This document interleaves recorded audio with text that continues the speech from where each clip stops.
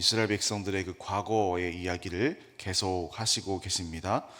바로 출애굽한 이후에 그 광야에서 있었던 사건들을 오늘 말씀하고 계십니다.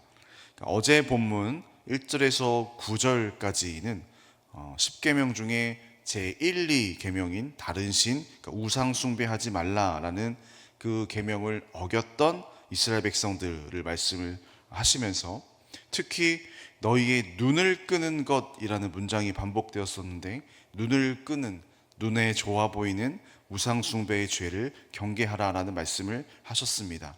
오늘 본문 10절에서 26절까지의 말씀은 그 10계명 중에 4계명인 안식일 계명, 안식일에 관한 계명을 그 어기는 점들을 말씀을 하고 계십니다. 오늘 본문 10절에서 26절은 크게 두 가지 단락으로 나누어 볼 수도 있습니다. 먼저는 10절에서 17절까지 말씀인데요. 10절에서 17절까지 말씀은 출애굽 후에 광야에서 죽음을 맞이한 그 1세대들, 출애굽 1세대들이 안식일을 범한 죄를 지었다라는 것을 알려주고 계시고요. 그 다음 18절에서 26절까지의 말씀은 그 다음 세대죠. 광야 2세대가 안식일을 범했었던 죄로 나누어서 구분짓고 있습니다. 먼저 출애굽 1세대의 안식일 죄를 범한 그러한 현장들입니다. 하나님은 이 광야 1세대들에게 두 가지를 행하시며 그에 따른 이들의 어떤 기대를 하셨던 주님의 마음을 느낄 수 있었는데, 첫 번째는 하나님은 그들에게 율례와 규례를 주시면서 그것을 지킬 것을, 그것을 준행할 것을 기대하셨습니다.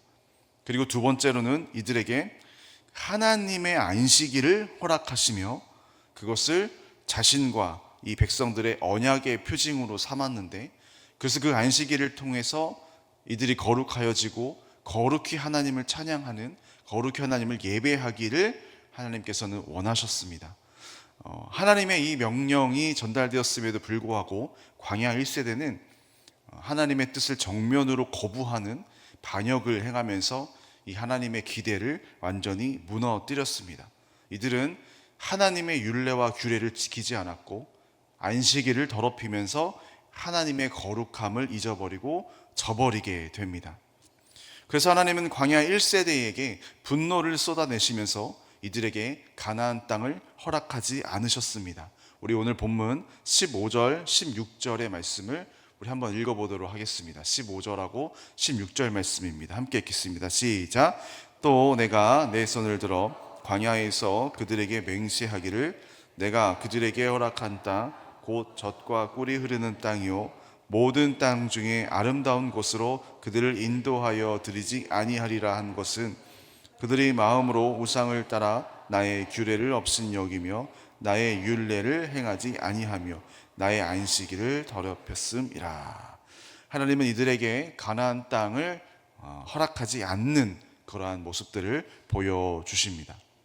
그럼에도 불구하고 하나님은 이스라엘 백성들을 참 많이 아끼셨습니다. 우리 17절 말씀도 한번 읽어보도록 하겠습니다. 17절 시작. 그러나 내가 그들을 아껴서 광야에서 멸하여 아주 없이 하지 아니하였었노라. 이 17절에서 내가 그들을 아껴서라는 말이 있습니다. 내가 이들을 아꼈다라는 이 말을 원어로 보면은 두 눈이라는 단어가 그 안에 있습니다. 그래서 사실은 원어대로 직역을 하면 내 두 눈이, 하나님이 말씀하시는 거죠. 내 두 눈이 그들을 아꼈다. 내 두 눈에 여전히 이들은 아름다워 보였고 이들은 사랑하는 모습을 하나님께서 말씀하고 계십니다. 앞서서 이스라엘 백성들의 눈은 어디로 향했었나요? 눈에 좋아 보이는 우상을 따랐었습니다. 반면에 여전히 하나님의 눈은 어디를 향하고 있습니까? 바로 자신의 백성들, 자기의 자녀들을 향하고 있었다라는 사실입니다. 오늘 이 새벽에 하나님의 그 두 눈이 자녀 삼아 주신 우리를 여전히 지켜보고 계시고 여전히 바라보고 계시고 여전히 주목하고 계신 줄을 믿으시기를 소망합니다. 그러나 안타깝게도 1세대를 비롯한 그 2세대의 출애굽한 2세대의 사람들도 결국에는 하나님을 예배함을 잃어버리고 또 우상 숭배에 빠지게 되고 그 안식일을 범하게 되면서 하나님의 거룩함을 찬양하지 못하는, 거룩함을 영광 드려지지 못하는 그러한 모습들을 보여주고 계십니다. 그래서 하나님께서는 오늘 본문에서 이 2세대들, 다음 출애굽 2세대들에게도 두 가지를 주시는데요. 무엇을 주시냐면 하나는 선하지 못한 율법을 주신다라고 말씀하셨고, 또 하나는 능히 지키지 못할 규례를 주셨다라고 말씀을 하십니다. 우리 본문 마지막 25절과 26절에 이 내용들이 나와 있는데요. 여기도 한번 읽어보도록 하겠습니다. 25절입니다. 시작. 또 내게 그들에게 선하지 못한 율례와 능히 지키지 못할 규례를 주었고, 그들이 장자를 다 화제로 드리는 그 예물로 내가 그들을 더럽혔음은 그들을 멸망하게 하여 나를 여호와이신 줄 알게 하려 하였음이라. 그러니까 죄범한 출애굽 2세대들에게 하나님께서 주시는 거예요.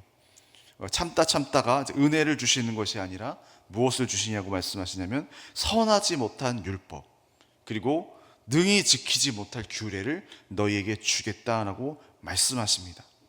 특별히 이 말씀이 어떤 뜻이냐면 능히 지키지 못할 규례를 이 죄범한 이들에게 주셨다는데, 여기서 능히 지키지 못할 규례라는 이 말을 원어로 보면은 이런 뜻입니다. 그것들로 말미암아 살 수 없는 이라는 뜻입니다. 그러니까 능히 지키지 못할 규례라는 뜻은 원어로 보면 그것들로 말미암아 너희가 살 수 없는 것, 그것들로 말미암아 너희가 생명을 얻을 수 없는 것. 능히 지키지 못할 규례라는 말의 이 원어 뜻이 오늘 말씀에서 매우 중요합니다. 원어로 보면 그것들로 말미암아 살 수 없다라는 뜻입니다. 그것들에게는, 그 우상들에게는, 그 이방신들에게는 생명이 없다라는 것입니다. 이게 오늘 왜 중요하냐면 오늘 본문에서 하나님께서는 계속해서 반복해서 하시는 말씀이 있습니다. 뭐냐면 내 율례를 지켜라, 내 규례를 지켜라 라는 말씀을 이 본문에서 계속해서 반복해서 말씀을 하시는데, 근데 하나님께서는 이 말을 하실 때마다 내 규례를 지켜라, 내 율례를 지켜라 라는 말씀을 하실 때마다 그 앞에 따라오는 수식어가 한 가지가 있습니다. 우리 11절 말씀을 한번 보도록 하겠습니다. 11절 말씀 읽어보겠습니다. 시작. 사람이 준행하면 그로 말미암아 삶을 얻을 내 율례를 주며 내 규례를 알게 하였고.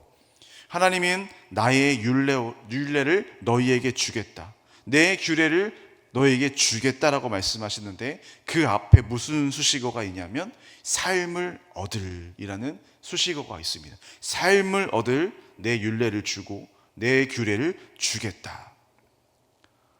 이 말씀은 13절에서도 반복하십니다. 우리 13절 말씀도 읽어보겠습니다. 13절 말씀 시작. 그러나 이스라엘 족속이 광야에서 내게 반역하여 사람이 준행하면 그로 말미암아 삶을 얻을 나의 율례를 준행하지 아니하며 나의 규례를 멸시하였고 나의 안식일을 크게 더럽혔으므로 내가 이르기를 내가 내 분노를 광야에서 그들에게 쏟아 멸하리라 하였으나. 그리고 이 말씀은 오늘 본문 21절에서 한 번 더 등장을 합니다. 우리 21절 말씀도 읽어보겠습니다. 시작. 그러나 그들의 자손이 내게 반역하여 사람이 지켜 행하면 그로 말미암아 삶을 얻을 나의 율례를 따르지 아니하며. 여기까지 보겠습니다. 삶을 얻을 나의 율례를 따르지 아니하였다라는 말씀이 계속해서 나오면서 하나님께서 주신 나의 율례, 하나님께서 오늘 우리에게 주신 계명과 규례는 그냥 계명과 규례가 아니라 그것을 지켰을 때에 너희의 생명이 보존되는 규례이며 너희의 생명이 보존되는 말씀인 것을 말씀해 주고 계십니다. 삶을 얻을 나의 율례, 삶을 얻을이라는 말은 원어로 그가 살 수 있는 이라는 말입니다. 즉 하나님이 자신의 백성들에게 율례와 계명을 주시는 이유는 이것이야말로 너희들을 정말로 살게 하는 유일한 길이다라는 것을 알려주시는 것입니다. 태초에 말씀이 계시니라, 이 말씀이 하나님과 함께 하셨으니 이 말씀은 곧 예수 그리스도이십니다. 여러분, 하나님이 오늘 우리에게 당신의 말씀, 당신의 율례와 계명을 주셨습니다. 하나님께서 오늘 우리에게 주신 말씀, 율례, 계명은 무엇이겠습니까? 그 말씀이 바로 예수님이십니다. 주님이 바로 말씀이십니다. 주님께서는 이렇게 말씀하셨죠. 내가 곧 길이요 진리요 생명이다. 나로 말미암지 않고는 결단코 하나님의 나라를 볼 수가 없다. 무슨 뜻입니까?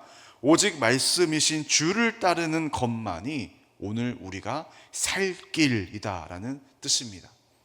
여러분, 어떤 것에서 여러분의 생명을 구하고 계십니까? 여러분, 어떤 부분에서 여러분의 살 길을 찾아 헤매고 계십니까? 생명의 말씀을 저버리고 눈에 좋은 대로 우상 숭배하는 이스라엘 사람들의 모습이 오늘 우리의 모습과 매우 닮은 모습이지 않나 생각을 해보게 됐습니다. 주님을 믿지만, 주님을 따르겠다고 결단했지만 우리는 여전히 내 눈에 좋아 보이는 것에 내가 눈을 돌리고 있다라는 사실입니다. 그런데 여러분, 분명히 기억하십시오. 그러나 여전히 그 하나님의 두 눈은 오늘 우리를 바라보고 계십니다.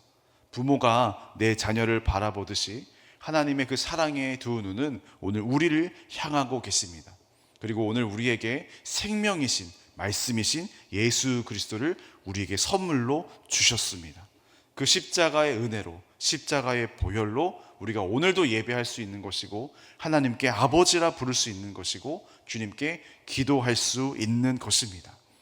여러분, 이미 말씀이신 주님이 우리에게 생명을 주셨습니다.